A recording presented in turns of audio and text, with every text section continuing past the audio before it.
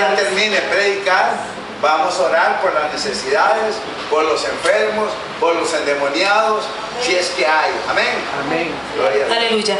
Gloria a Dios. Que el Señor los bendiga, hermanos. Amén. Bueno, don Carlos, yo iba a orar, pero ya don Carlos oró. Y creo que esa fue una oración de poder. Así es que en el nombre de Jesús y con ayuda de su Santo Espíritu, toda gloria es para Jesús. Amén. La palabra de Dios no vuelve vacía. Y hoy, sin que los hermanos supieran, desde la alabanza hasta todo lo que se ha predicado, gira en torno a la palabra que yo traje. Gloria a Dios. Yo le preguntaba al Señor, Señor, ¿qué palabra? ¿Qué palabra puedo llevar al pueblo? ¿Qué palabra puedo predicar a un pueblo que ya es maduro en la fe? Pero saben, a veces es necesario recordar los rudimentos, los primeros rudimentos, porque se nos olvida. Y yo quiero que esta noche, el título de mi predicación se llama Desatando Vida. Y vamos a Mateo 8:5. Aleluya. Cuando lo tengan, por favor, me dicen amén. Gloria a Dios, te exaltamos, Jesús. Amén. Santo eres. ¿Lo tienen, hermanos? Amén. Dice la palabra: Jesús sana al siervo de un centurión. Entrando Jesús en Capernaum, vino a él un centurión rogándole y diciéndole: Señor, mi criado está postrado en casa, paralítico, gravemente atormentado. Y Jesús le dijo: yo iré y le sanaré. Respondió el centurión y dijo: Señor, no soy digno de que entres bajo mi techo. Solamente di la palabra y mi criado sanará. Porque también yo soy hombre bajo autoridad y tengo bajo mis órdenes soldados. Y digo a este: ve y va, y al otro: ven y viene, y a mi siervo: haz esto, y lo hace. Al oírlo Jesús se maravilló y dijo a los que le seguían: de cierto os digo que ni aún en Israel he hallado tanta fe. Y os digo que vendrán muchos del oriente y del occidente y se sentarán con Abraham e Isaac y Jacob en el reino de los cielos. Mas los hijos del reino serán echados a las tinieblas de afuera. Allí será el lloro y el crujir de dientes. Entonces Jesús dijo al centurión: ve, y como creíste, te sea hecho. Y su criado fue sanado en aquella misma hora. Primero que nada, vamos a ubicarnos en el contexto. ¿Qué estaba pasando en esta ciudad que es Capernaum? Capernaum era un pueblo, estaba a la par del mar, un pueblo pesquero. Y Jesús le llamaba mi ciudad. Jesús, después de vivir en Nazaret, fue a Capernaum a vivir. Y de allí eran 5 de sus apóstoles. Así es que imagínense, y también ahí había un puesto donde se cargaban los tributos, que estaba a cargo de Leví, que conocemos como Mateo. Así es que ya sabemos el lugar donde estaba. Ahí en Capernaum sucedieron muchos milagros. Por ejemplo, ahí fue sanada la suegra de Pedro, que para muchos no fue un milagro, pero sí fue un milagro. Por aquello de las suegras. Ahí, según dice la palabra en Mateo 8, 14, 15, ahí fue sanada la suegra de Pedro. Ahí Jesús predicaba en la sinagoga.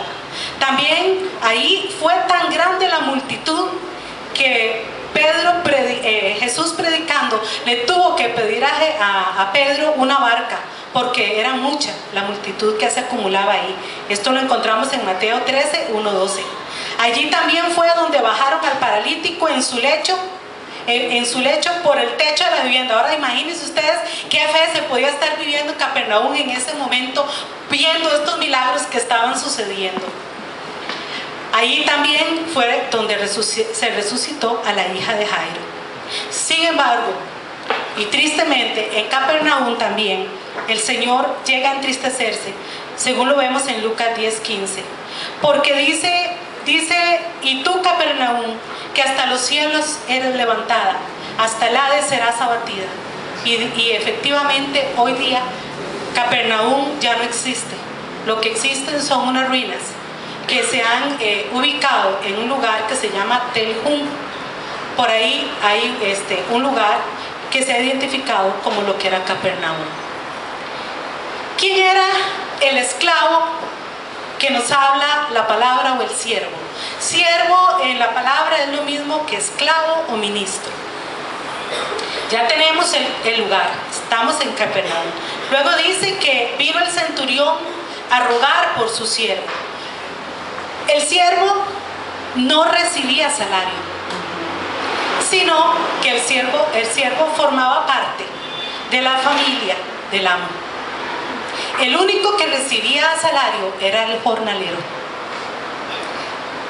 Así es que por ahí no sé si se les viene a la mente la prédica del hijo pródigo, donde dijo, mejor estaría como uno de los jornaleros de mi padre. Ni siquiera podía comer de la mesa del amo, recibía salario, pero nada más. Mientras que el siervo o el esclavo podía comer del alimento de su amo, sus hijos nacían esclavos y el amo hasta podía buscarle compañero o compañera. El esclavo debía de guardar también las fiestas y el sábado. Sin embargo, el jornalero no podía participar.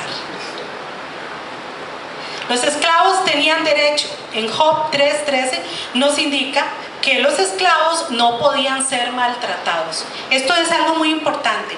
En Israel solamente, no en los otros lugares, era donde esto era respetado. Si un amo maltrataba a uno de sus esclavos, era juzgado como si él hubiera maltratado a un hombre libre. Ahora vamos a la otra persona. Nos habla la palabra de Capernaum, nos está hablando también en su palabra del siervo, ya sabemos quién era un siervo, pero también nos habla del centurión. El centurión era un militar romano que comandaba 100 hombres, temidos por su profesionalismo en el imperio romano.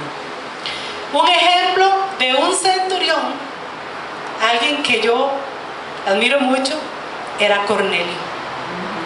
Cornelio en Hechos 10:2 nos dice que era centurión a quien Pedro le predicó el evangelio y fue el principio de la extensión del evangelio al mundo gentil. Jesús entraba en su ciudad y lo había visto hacer todos estos milagros que hemos hablado y muchos más. Venía a predicar el sermón del monte, donde la multitud lo había escuchado y se había maravillado por la doctrina que Jesús predicaba. En ese momento Jesús estaba con sus discípulos y él les enseñaba. Vamos a la palabra. Dice Mateo 8:6. Vino a él un centurión rogándole por su criado, que estaba, 3 características: postrado, paralizado y atormentado. Postrado, paralizado y atormentado. ¿Cuántas veces a nosotros nos ha sucedido y estamos en la misma situación del criado, que podemos comer de la mesa del papá, que podemos estar bajo su protección, que tenemos su cobertura, pero que desgraciadamente se nos olvida? Y entonces nos comportamos como un jornalero. Mas dice la palabra, pienso yo, teniendo todo lo que un hijo tiene derecho, porque nosotros somos más que esclavos, somos los hijos. Actuamos como inválidos ante las circunstancias. Sabemos y conocemos la palabra de Dios. ¿Quién no la conoce? La repetimos muchas veces. La conocemos de memoria. Levantamos la palabra cuando don Carlos nos dice que la levantemos. Pero Satanás nos imposibilita de actuar. Por lo menos a mí me ha pasado. Yo no sé ustedes, pero a mí sí. Y entonces él no se conforma, Satanás no se conforma solo con postrarnos, con paralizar nuestra mente y nuestra boca, porque hermanos, hay momentos en que estamos pasando circunstancias tan duras que ni siquiera podemos confesar la palabra.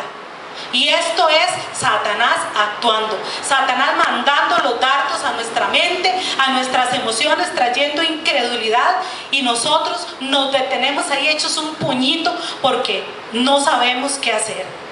Y además, a causa de las circunstancias de feria, tras de que nos hace todo esto, nos atormenta, nos manda un dardazo y nos dice: te vas a morir. O nos dice: tú no vas a salir de esta situación. Nos dice: tú no puedes. O tú no vas a salir adelante. No vas a encontrar trabajo. No vas a encontrar consuelo. No vas a ser sanado o sanada. Ya tienes mucho tiempo de estar enfermo o enferma. Tu situación económica es tan dura y tan difícil. Tú te lo buscaste. Nos postra, nos paraliza y nos atormenta. Sin embargo, aun cuando nosotros no podemos, nuestro Padre, que todo lo sabe, se duele de ver nuestro estado. Y así como el centurión hizo con su esclavo, nosotros muchas veces, siempre debemos hacer por los hermanos, interceder. Eso hacemos con esta canasta, intercedemos. Vienen a este lugar y aquí intercedemos en el nombre de Jesús. Mateo 8:7 nos dice: y Jesús le dijo: yo iré y le sanaré. Porque Jesús siempre está dispuesto. Jesús hoy te dice: yo iré, yo te sanaré, yo te libertaré, yo iré y te fortaleceré, yo iré y te salvaré, yo te sacaré de las muchas aguas porque yo estoy contigo, yo te ayudo. Hermanos, tenemos que sacudirnos de la incredulidad. Él es su palabra en Isaías 41 lo dice: no soy yo, dice: no temas porque yo estoy contigo. No desmayes porque yo soy tu Dios que te esfuerzo. Siempre te ayudaré, siempre, dice la palabra, no de vez en cuando, siempre yo te ayudaré, siempre te sustentaré con la diestra de mi justicia. Esta es palabra de Dios. Así es que Él está por ti hoy, Él está por mí hoy. Yo iré, yo te sanaré, yo te libertaré, yo te salvaré, yo te fortaleceré, yo te sanaré y te sacaré de las muchas aguas. Mi pregunta es: ¿tenemos fe? Gracias, Señor. ¿Tenemos fe? Mateo 8:8. Señor, no soy digno de que entres bajo mi techo. Solamente di la palabra y mi criado sanará. Hermanos, a mí esto me bombardeó. Solamente di la palabra y mi criado sanará. Cuando yo vi esto, yo dije: Señor, di la palabra. Muchos dicen: confiesa la palabra, pero hay una regla, hay cosas que debemos de seguir. Yo no puedo confesar la palabra a lo loco. Yo no puedo confesar la palabra para enriquecimiento mío o para egoísmo mío. Mas por ahí también hay un pasaje en la Biblia que dice que no recibimos. En Santiago 4:3 dice: pedís y no recibís, porque pedís para vuestros propios deleites. Esto es una regla. La palabra dice que en nuestra boca debe estar siempre la palabra de poder. Hermano, tú eres un miembro del ejército de Dios. Nadie se enrola en un ejército si antes no va revestido, como decía el hermano, de la coraza de justicia. Nadie va a la guerra si no va preparado, si no se ha preparado antes. Y aquí hay una iglesia que está preparada, que tiene años de estar preparada, de escuchar la palabra, de ver el actuar del enemigo y de todas sus astucias y sus artimañas. En nuestra boca debe estar siempre la palabra de poder, la palabra que nos fue enseñada, la palabra que el pastor aquí predica muchas veces y los maestros han predicado, porque en ella hay victoria, hermanos. Solo en nuestra boca está el poder. En nuestra boca debe estar entrenada para desatar vida. Amén. Nuestra boca tiene que estar entrenada para desatar la vida de Cristo. ¿O no dice la palabra que el poder de la vida y la muerte está en la lengua? Así es, así es. Ustedes tienen poder. Amén. Yo tengo poder. Amén. Porque lo digo yo, no. porque lo dice la palabra. La palabra dice que nosotros tenemos poder, pero nos hace falta tomar ese poder, creérnosla. Eso es lo que nos hace falta, creer que Dios está por nosotros, creer que su palabra es viva, creer que su palabra es eficaz, porque dice, y así está escrito, que la palabra de Dios no vuelve vacía, sino que hace lo que Él le ha enviado a hacer. Y yo le creo a la palabra. Nuestra lengua es fuente de sanidad. Nuestra lengua es fuente de bendición o de maldición, de poder, de victoria. Con ella yo puedo atar y desatar. Todo lo que atéis en la tierra, dice la palabra, será desatado en el cielo. Pero tenemos que tener cuidado con lo que confesamos.